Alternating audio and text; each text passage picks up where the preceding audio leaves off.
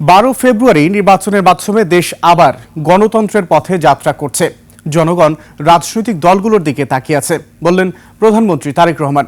জামায়াতে ইসলামের ইফতার মাহফিলে যোগ দিয়ে তিনি বলেন, দেশকে এগিয়ে নিতে সবাই মিলে কাজ করতে হবে। আর বিরোধী দলের নেতা ডাক্তার শফিকুর রহমান বললেন, সরকার কোনো অসংযত সিদ্ধান্ত নিলে দায়িত্বশীল ভূমিকায় বিরোধিতা করবে বিরোধী দল।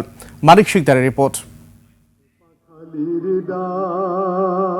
বাংলাদেশ চীন মৈত্রী সম্মেলন কেন্দ্রে জামায়াতে ইসলামীর আয়োজনে ইফতার মাহফিল। প্রধান অতিথি হিসেবে যোগ দেন প্রধানমন্ত্রী তারেক রহমান। প্রধানমন্ত্রী, বাংলাদেশ জাতীয়তাবাদী দল বিএনপি এর সম্মানিত জামায়াতের আমির ডাক্তার শফিকুর রহমান প্রধানমন্ত্রী সহ অন্যান্য অতিথিদের স্বাগত জানান। অনুষ্ঠানে যোগ দেন বিভিন্ন রাজনৈতিক দলের নেতা, বিশিষ্টজন, বিভিন্ন পেশাজীবী সংগঠনের নেতাকর্মীরা।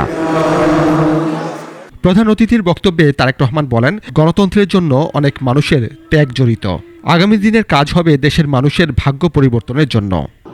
এত ত্যাগের বিনিময় আমরা আজকের এই গণতন্ত্রের যাত্রা যেটি সূচনা হচ্ছে বা হয়েছে নির্বাচনের মাধ্যমে, সেটির সুযোগ পেয়েছি।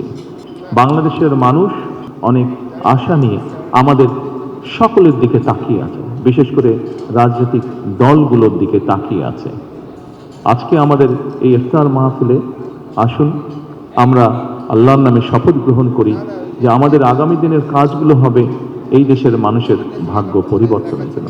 জামায়াতের আমির ডাক্তার শফিকুর রহমান বলেন, বিরোধী দল হিসেবে সরকারকে যথাসাধ্য পরামর্শ দেয়া হবে, তবে সরকার দেশ ও জনস্বার্থ বিরোধী সিদ্ধান্ত নিলে বিরোধিতা করা হবে।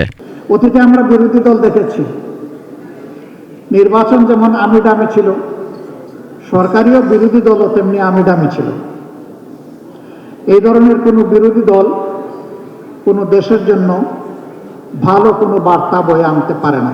আমরা যদি দেখি যে সরকার কোনো অসঙ্গত সিদ্ধান্ত কিংবা পদক্ষেপ নিয়েছেন, বিরোধী দলের যে ভূমিকা সেটাই আমরা পালন করব।